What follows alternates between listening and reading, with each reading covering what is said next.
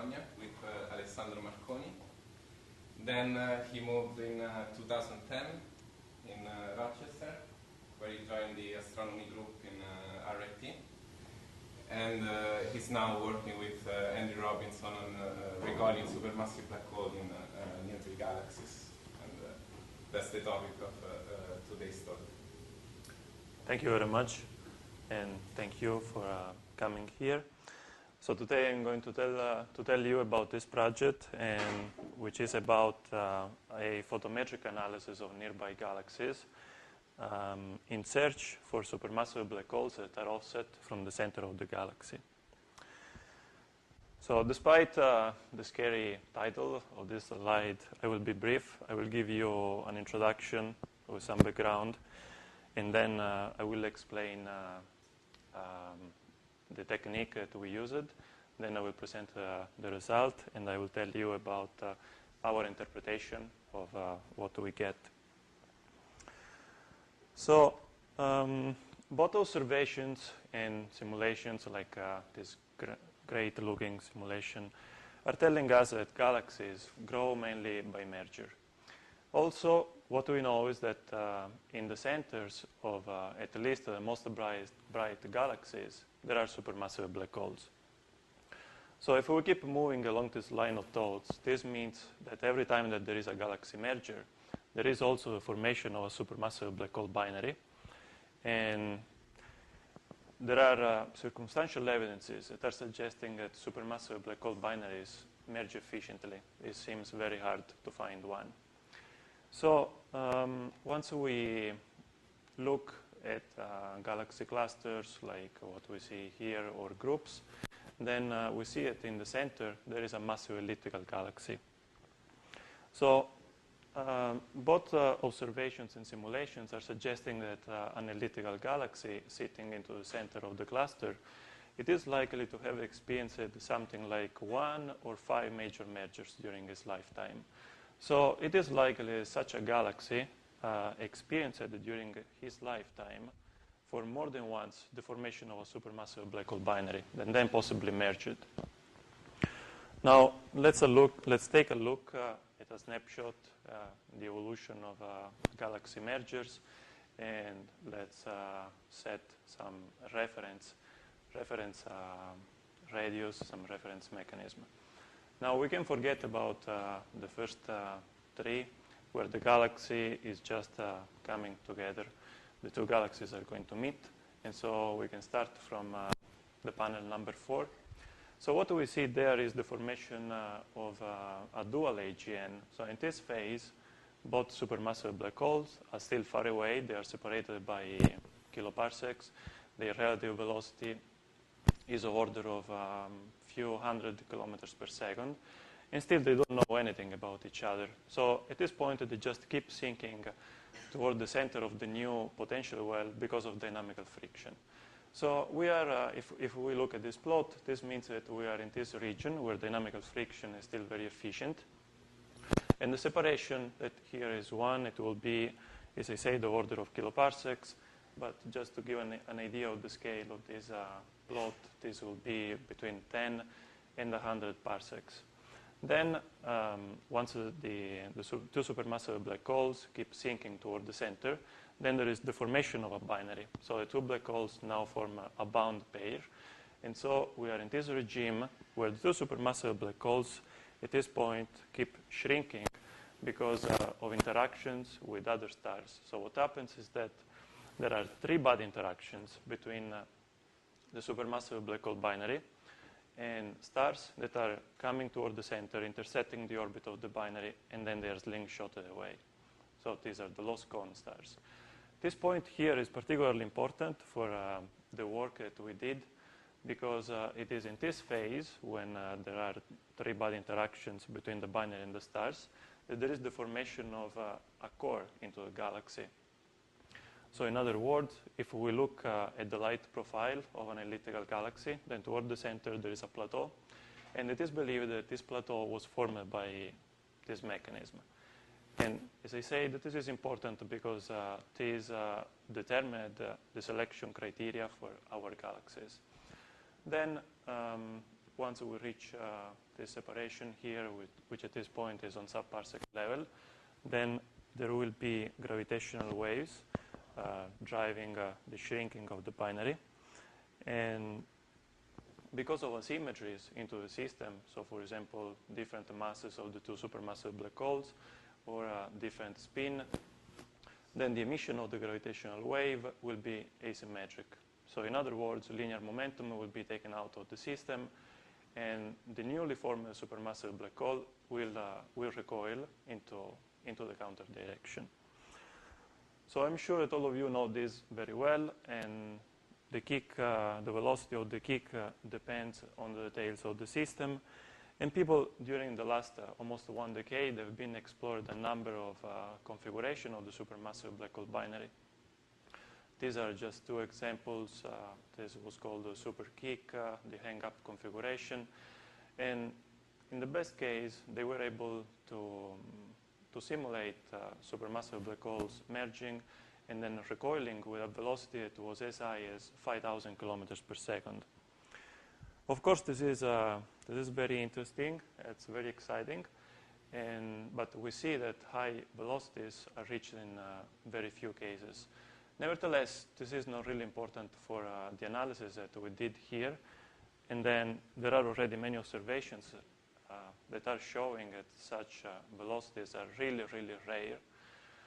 So let's focus into this range of velocities, so between 0 and 500 kilometers per second or so. As you can see, the chance to get such a kick in the aftermath of a merger is high.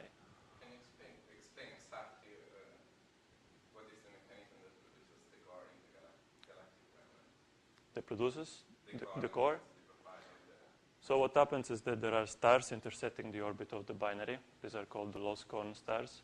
And so there is just a slingshot between the star and the binary. So every time that a star is slingshot away, the binary shrinks, but the star is taken out of the center. So the light profile keeps going down, and so the mass.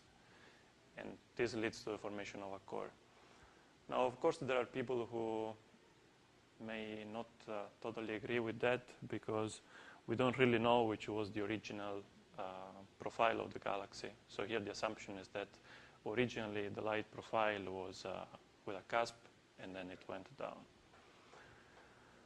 So the statement depends on assumptions of the distribution of black hole spins and spin magnitudes. yes. What are those? No, I don't remember what kind of assumptions they made in this particular paper. I think that this was derived for a generic configuration where the spins were partially aligned. So the spin of the two supermassive black holes were partially aligned with the angular momentum vector. But anyway, this was to show just that usually it should be easy to get a velocity into the range of a few hundred kilometers per second. So why this is exciting? Of course, this is exciting because if we take a look at the escape velocity from stellar systems like globular clusters, dwarf galaxies, but even more massive ellipticals, then the escape velocity is of order of 3,000 kilometers per second. And so even a few hundred kilometers per second of kick can have some very important effect. So such moving the black hole up to some other region of the galaxy out of the core, and then generating an oscillation.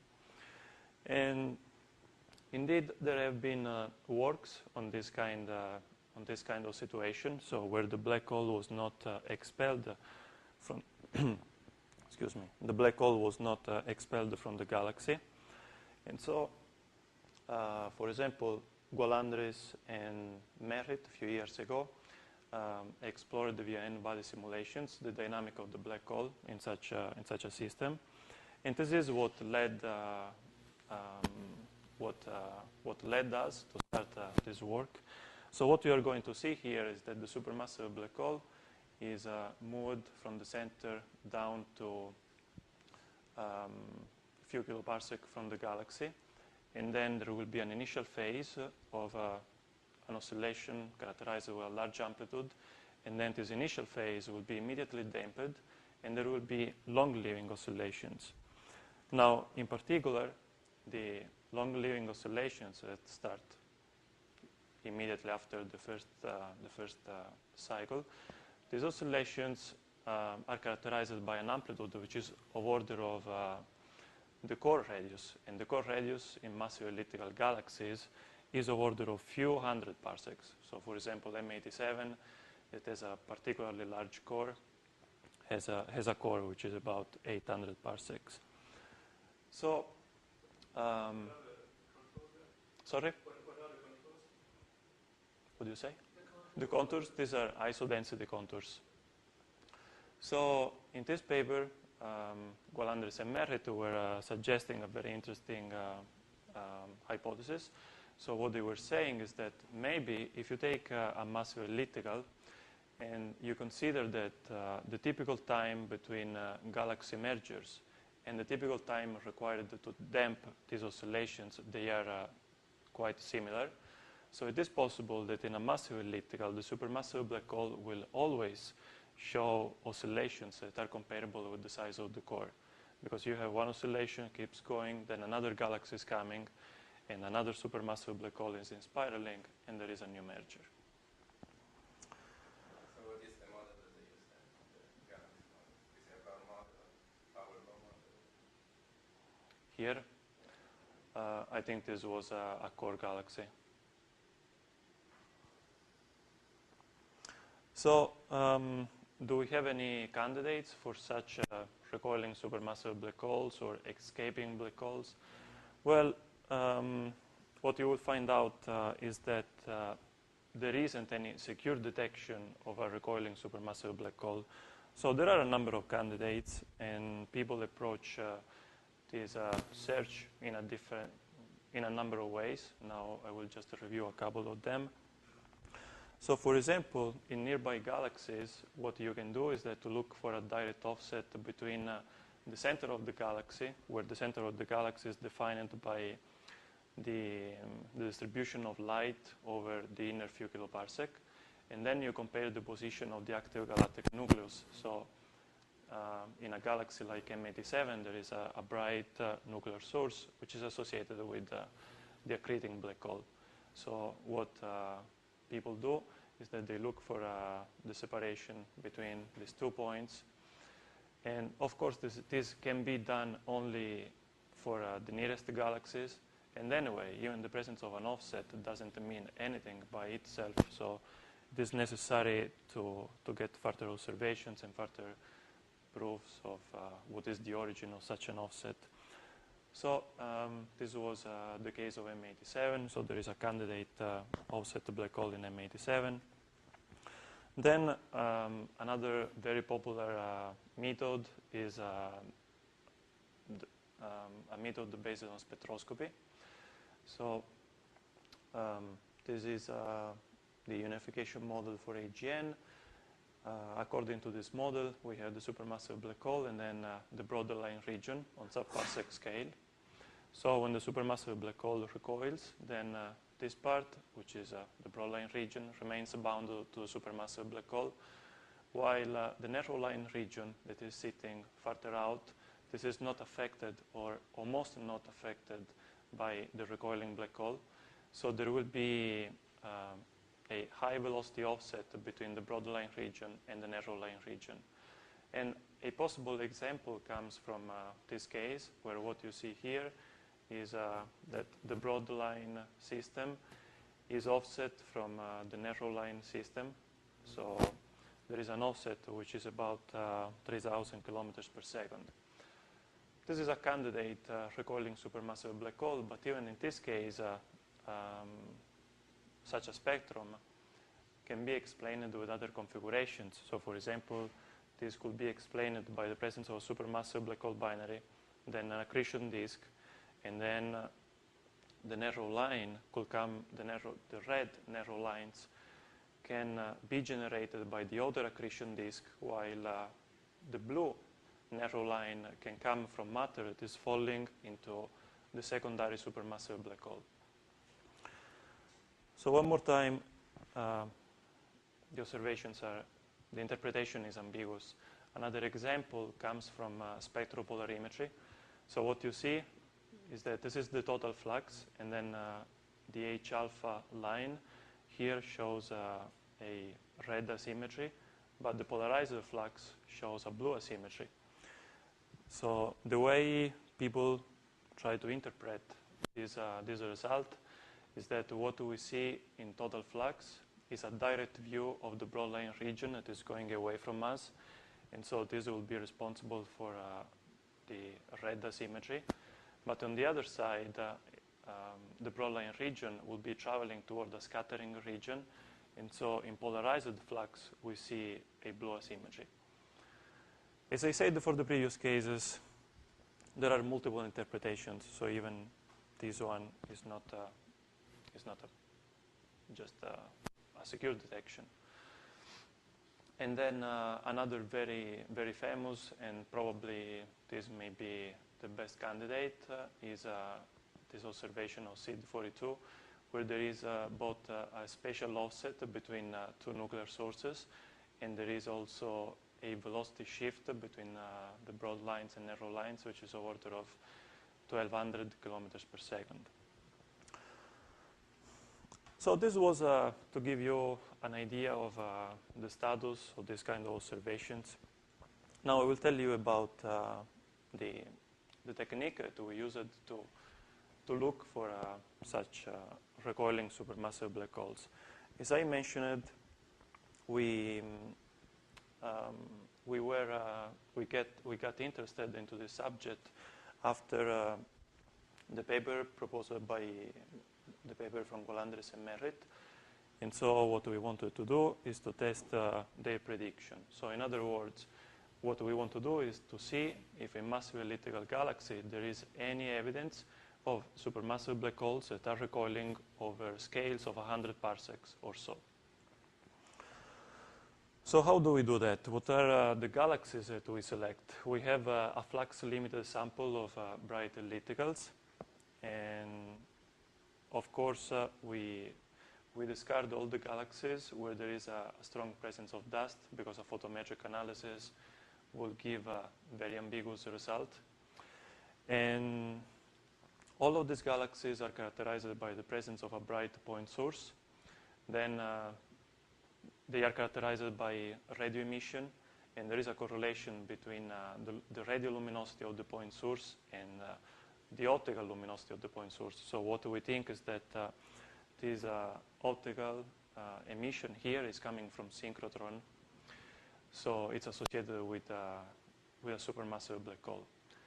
So in other words, all these galaxies are low luminosity AGN. And two of these galaxies are characterized by the presence of a double nucleus. I will tell you more about it later. And this was used as a test for our method. Then, as I mentioned before, one of the key parameters for our galaxies is the presence of a core.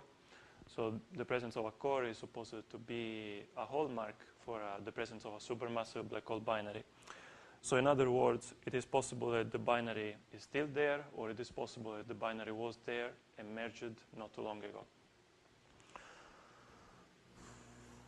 Now, let's see what are the assumptions behind our analysis and what do we want to do. So what we want to do is to look for a direct offset between the nucleus of the galaxy and the point source. So this will be an offset of a few hundred kilometers per second, few hundred parsecs. And the assumption here is that baryonic matter is represented by light. So this means that the equilibrium position of the black hole will be marked by the isophodal center of the galaxy. So the actual position of the supermassive black hole on the other side will be marked by the point source, which is an active nucleus. Then what we do is that we derive these two quantities, the isophodal center, the nuclear point source, and we make a direct comparison between the two positions. So it's just a relative astrometry. So how do we find the esophageal center?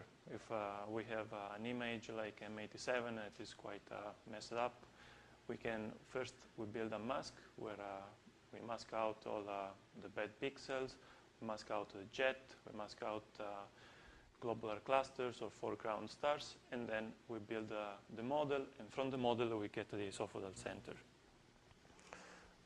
So from here, we get what we think will be the equilibrium position of the supermassive black hole. Then how do we get the position of the black hole? Here we apply a technique which is called sharp masking. So what we do is that we build a blurred version of the original image, and then we look at the residual between the two. And here we have only the point sources that remain, so this will be the AGN. And if you make a two-dimensional plot, you can see this is very, very strong with respect to the background. So we can find the position of the AGN very easily. What is the accuracy with which we can recover this position for the photocenter and for the AGN? So what we did was to build some fake galaxies, add some noise, add some point sources. And so we measured the position of the AGN, we measured the position of the esophageal center, and at the end we come out with a precision of 0.1 pixel. So how much is this? Consider that we are using Hubble Space Telescope images. So for ACS, WIBIC2, and NICMOS2, this corresponds to a few milliarc seconds. For the nearest galaxy, this will be sub-parsec precision. For the farther galaxy, it is about 80 megaparsec away. This will be a few parsecs. So let's see an example of what the data that we get out to look like. This is the brightness profile. So there is a core, as I told you. Then for every galaxy, what we do is that we fit a set of isophotes. So each isophote is independent from the other isophotes, and each isophote is centered independently from the previous every time. So for each isophote, we recover the center. What you see here is the semi-major axis of the isophote, and then x and y coordinate for the center. So these are the centers of the isophote. From here, we recover an average isophotal center, and we compare this average isophotal center with the position of the AGN. And well, what you see in the bottom is just a different representation of this data. There's a scatter plot with AGN, isophotal center, and this is a projection of the two. So in this case, we find an offset, a projected offset of few parsecs. Now, let's see the results. So for the whole sample, which was made out of 14 galaxies, we found statistically significant offsets in out of 14 galaxies, but these 8 galaxies includes 2 galaxies with a double source. So there will be 6 out of 14, and as you can see, the projected offset is always very small.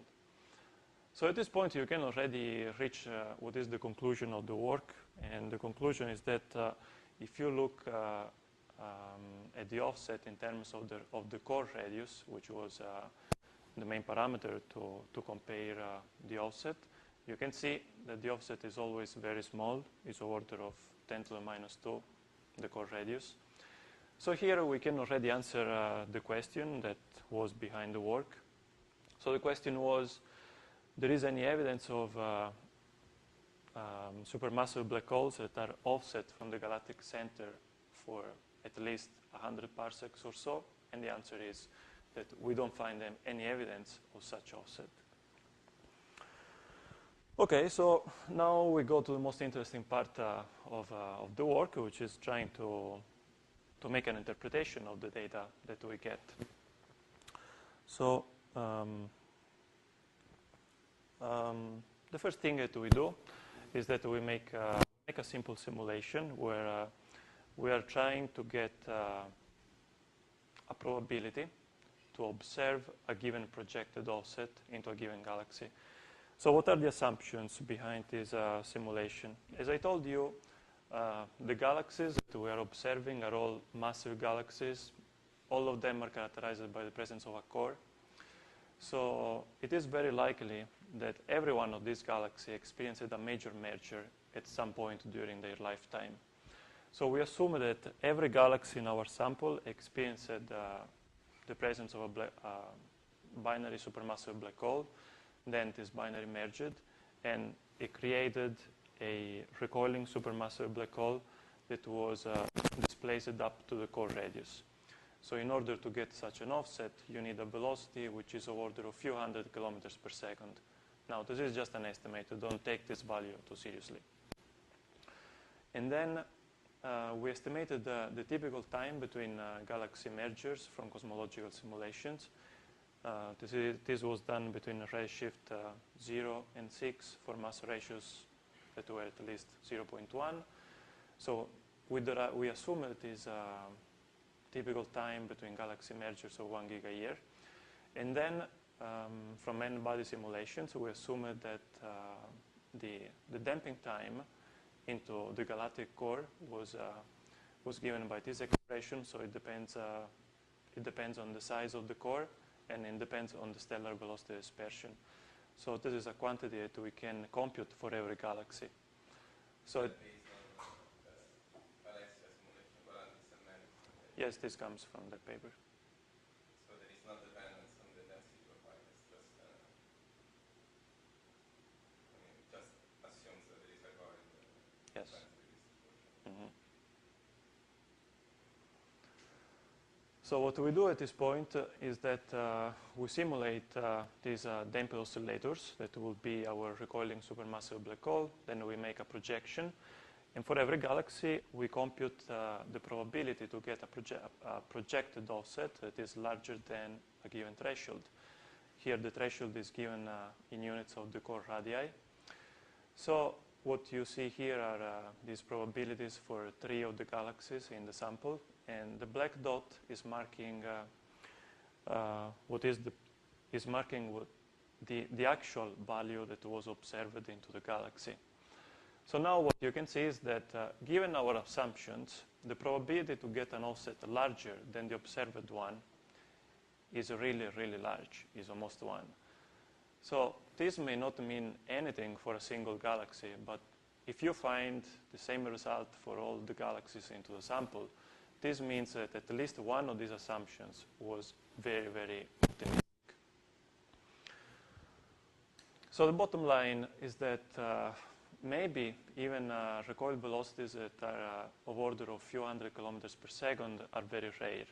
So the sub-conclusion is that there might be a mechanism that brings the 2 supermassive black holes to a configuration that minimizes the recoil velocity. Such a configuration can be when the 2 spin of the black hole are aligned and parallel with the angular momentum. So such a mechanism could be interaction with gas, even if it is true that in our galaxies there shouldn't be a lot of gas. So the other possibility is that the typical time between galaxy mergers is much longer than 1 giga-year. So these oscillations have all the time to damp down, and so maybe there is just one major merger during their lifetime. And then another possibility is that the damping time is shorter than is predicted by this model. So once again, the responsible for such a discrepancy could be the presence of gas. So there are, of course, other mechanisms that could be responsible for the small offsets that we observe. So let's see some of them. One of the mechanisms that was suggested to be able to offset the supermassive black hole from the center is related to asymmetries, intrinsic asymmetries into the jet. And some of our galaxies have kiloparsec scale jets. There's M87 or C4296. And there are the jets are slightly asymmetric, even if often these asymmetries are attributed to Doppler boosting. but occasional asymmetries into a jet happen all the time, and they could be responsible for a small offset. Another possibility is that there isn't any black hole binary, there isn't any true offset, so what we see could be just the presence of a double nucleus. So this is the case of M31. In M31, it seems that there isn't a black hole binary. It seems that this configuration is just created by a particular arrangement of stellar orbits. So the supermassive black hole is sitting here, then stellar orbits do not precess into Keplerian potentials, so there's an accumulation of stars on this side. It looks like a double nucleus. As I told you, in our sample, we have two galaxies where the nucleus was resolved into a double source. So what we did was to study two images of the same galaxy. So one where the nucleus was not evident to be a double nucleus because the exposure was short, and the other one was over longer exposures and higher resolution.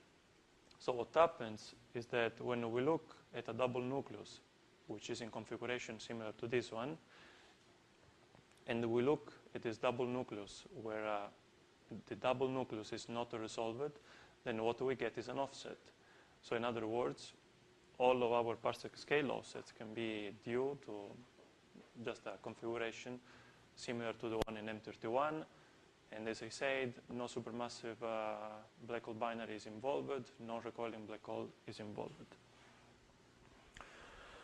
Then another interesting phenomenon can be related to interactions with massive perturbers. So massive perturbers can be globular clusters or molecular clouds or other dark objects that are close to the center. In this case, the root mean square amplitude is given by this relation. So this is the core radius, and this is the ratio between the second moment of mass distribution and the first moment. It is important to note this term here, because given that this is proportional to the second moment of the mass distribution, then even few very massive perturbers that deviates from the average mass of the massive perturbers can increase this amount.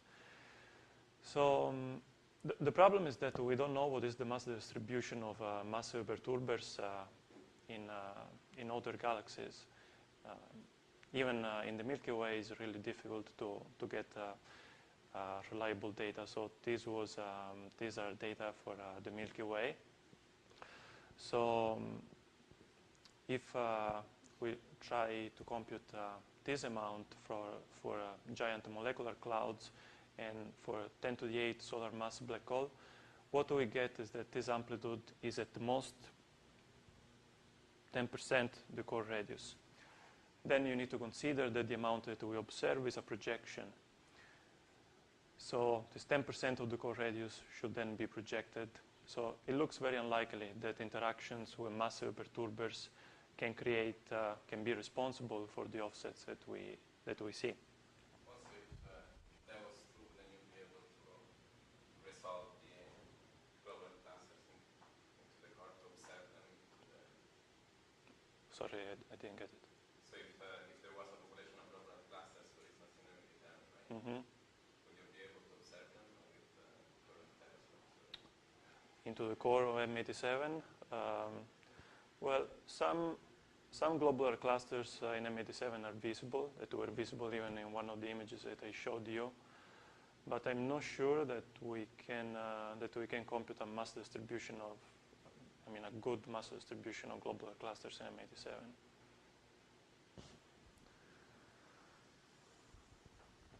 So another possibility is that we have a supermassive black hole binary that is stalling. In this case, the separation between the primary supermassive black hole and the center of mass, that will be our photocenter, will be given by this relation where this is the mass ratio, this is the stalling radius. So our common friend here, Fabio, last year said that if you consider a big core like the core of M87, then in that case, the stalling radius may be as large as 100 parsec. So dynamical friction is very inefficient in such a low density core. So the binary may have a very large stalling radius. So in principle, a stalling binary can be responsible for the parsec scale offsets that we see. So in this case, the scenario could be that what we see as the AGN could be, for example, the secondary black hole that is accreting. So a possible scenario would be that there is an accretion disk all around the binary, and then the secondary supermassive black hole is taking gas from the edge of the accretion disk. So let's see an example a little more in detail. What we see here is an ACS image of one of our galaxies. It is this should be IC 4296. So what we did here was to study the isophotes between 300 parsec and about 2 kiloparsecs. And then, so we compare the isophotal center taking the light coming from this annulus. And then we compare this photocenter with the position of the bright nuclear source. Then in this case, we also have a kiloparsec scale radio emission with 2 linear jets. So we can make an estimate of the epoch of the merger, but of course this is just a speculation and exercise. So we use this relation, which is giving the RMS amplitude of the motion of the supermassive black hole after the oscillation. So we can measure the core radius. We can get an estimate of the damping time using the velocity dispersion into the center, using the radius of the core. And then from there, we can derive how long time ago the supermassive black hole binary merged. So for this case, we get that the small recoil that we see that goes here is consistent with a black hole binary merger. It is about 5 gigayears old. Then we can see how reasonable is that asymmetries into the jet can be responsible for the small offset. So we can use this relation where, once again, into this side we use the observed offset. This will be the accretion rate. This is an estimate of the age of the jet. And so we get this term, which is telling you what is the degree of asymmetry, the degree of intrinsic asymmetry that you need into the jet to push a black hole on the other side. So for this specific case, we need an asymmetry which is quite small, which is only of order of 1% of the accretion luminosity. So in other words, the small offset could be reasonably explained by an asymmetric output from the jet. So we play this game for all the galaxies, and we try to narrow down what are the possible mechanisms that are consistent with the observations, and we use data from the literature, using looking at the morphology, looking at other observations in other wavelengths. So from that, we try to get information on the history of the galaxy and how likely it is that one of these mechanisms is responsible for the offset.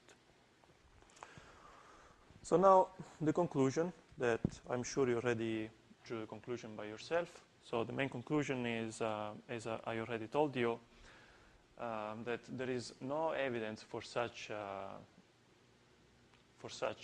offset that are comparable with the core radius. So the core radius will be of order of few hundred parsecs. It can be up to 1 kiloparsec. But all the projected offsets that we get are of order of few parsecs. So simulations are suggesting us that if an offset, which is intrinsically as large as the core, would be in our sample, then it will be visible. And the simple simulation is suggesting us that maybe there is a mechanism that brings the two supermassive black holes together in a configuration that doesn't favor high recoil velocities. But to be more exact, here we're not even talking about higher recoils. We are talking about recoils of few hundred kilometers per second. So maybe in these massive ellipticals there is enough gas, then the two supermassive black holes reach this configuration of spin aligned and parallel with the orbital angular momentum. Or it is also possible that the typical merger between galaxies is much longer than 1 gigayear, or maybe we need to take into account some other element when we compute the damping time. And as I already said, it may be that gas is the responsible for a damping that is much faster than predicted. So this is my last slide. If you have questions.